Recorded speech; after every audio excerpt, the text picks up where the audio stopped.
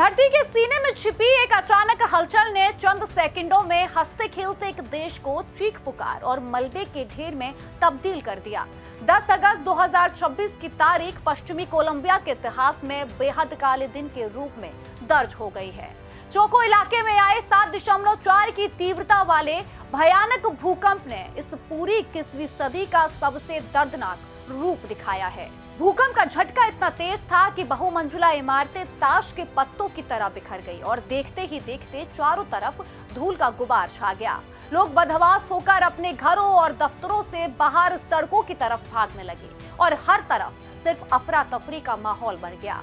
अब तक 132 से ज्यादा लोगों की मौत हो चुकी है और कई लोग अभी भी इमारतों के मलबे के नीचे दबे हुए हैं, जिन्हें निकालने के लिए राहत और बचाव का काम दिन रात चल रहा है। इस विनाशकारी कंपन का असर सिर्फ कोलंबिया तक सीमित नहीं रहा, बल्कि पड़ोसी देश इक्वाडोर की धरती भी बुरी तरह से कांप उठी और वहां से भी भारी नुकसान की खबरें सामने आई हैं। वहीं इस भयंकर त्रासदी के बाद जहां पूरे कोलंबिया में भारी तबाही हुई है, वहीं इस मुश्किल घड़ी में दुनिया के कई बड़े देश उसकी मदद के लिए तुरंत आगे आए हैं। फ्रांस, इटली, यूक्रेन और अमेरिका ने कोलंबिया के लिए मदद का हाथ आगे बढ़ाया है।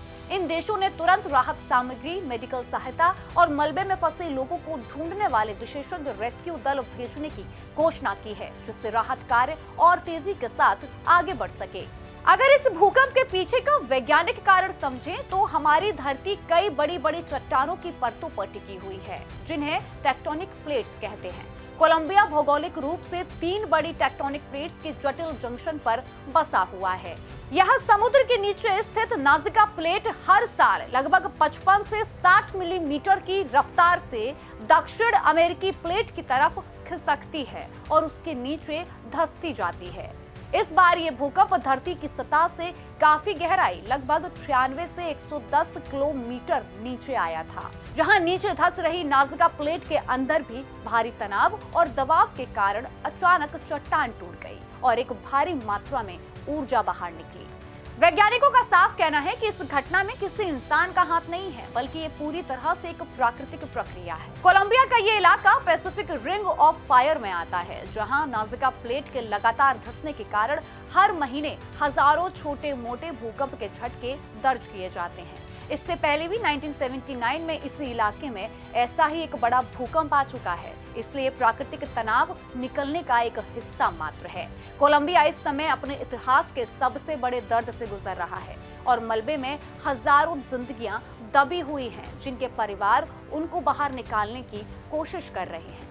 कुदरत के इस महाविनाश के सामने इंसान एक बार फिर बेबस नजर आ रहा है, लेकिन दुनिया भर से मिल रही वैश्विक मदद और एकजुटता ही इस वक्त कोलंबिया की सबसे बड़ी उम्मीद बन चुकी है। फिलहाल के लिए मेरे साथ इतना ही। ऐसी तमाम अपडेट्स के लिए जुड़े रहिए प्राइम न्यूज के डिजिटल प्लेटफॉर्म के साथ। नमस्कार।